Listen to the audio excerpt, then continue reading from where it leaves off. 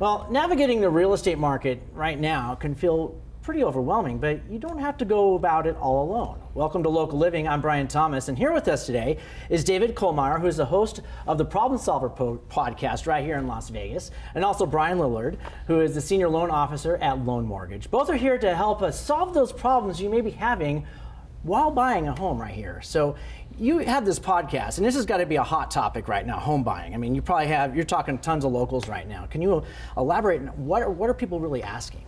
Thank you so much for having us on the show. Sure. In regard to the Problem Solver podcast, people call the Problem Solver in regards to problems that they have. And it can be about any type of problem that they have.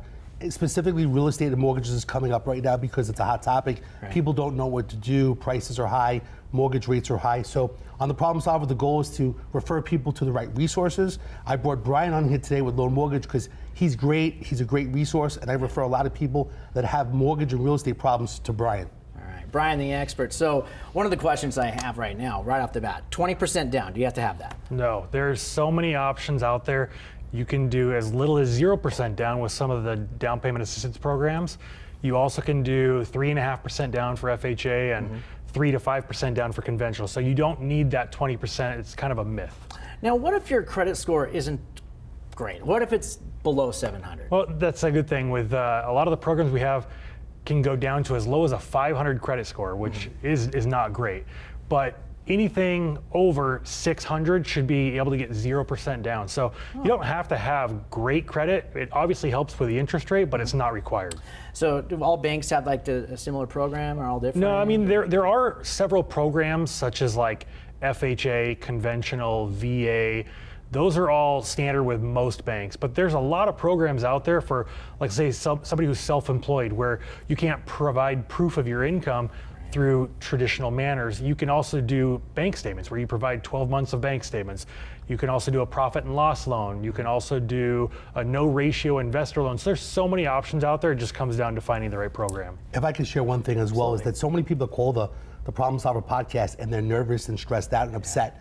And they feel like they don't know what to do. There's so many programs that Brian will sit down with them, do a consultation with them to basically help figure out the situation. But there is stress no matter what. We all have stresses in life, but Brian will sit with them and work with them. You can meet him at the office and so on. So many people have called in. I love setting up the consultation because they know that they're getting the right help. Right, and taking the intimidation out of it is a big part of it too, I'm certain. I mean, you probably get a lot of people that are afraid to because of that reason. So speaking of refi, you kind of hear like a lot of people are kind of standoffish about refi. Yeah. When is a good time to refi? Well, it just depends on what your current rate is. Like if you have an interest rate where a lot of people who bought 3, 4, 5 years ago in the 2, 3, 4% range, probably not a great time to refinance to lower your payment.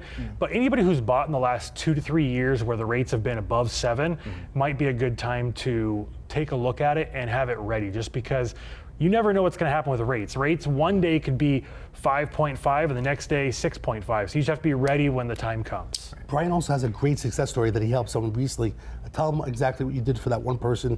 Their interest rate was really high and you got it lowered on a certain day. Yeah, so the guy had a 7.75 and he was like, hey, I want to get this taken care of. And I was like, okay, we need to be around 6%. And I waited, and like the perfect day, I was like, hey, it's 5.75. He's like, lock it and let's get it done. So we got it taken care of. For more housing insight and community resources, you can visit David's podcast site. That's LasVegasProblemSolver.com, or you can call 702-999-1111. Easiest number to remember right there. Oh, and you can also visit Brian's website too for more of your loan questions, LoneMortgage.Vegas. Right? Yep. All right. Brian, thank you so much. Thank you so much. Thank you very much for coming into Local Living. And thank you for watching Local Living. We'll see you next time.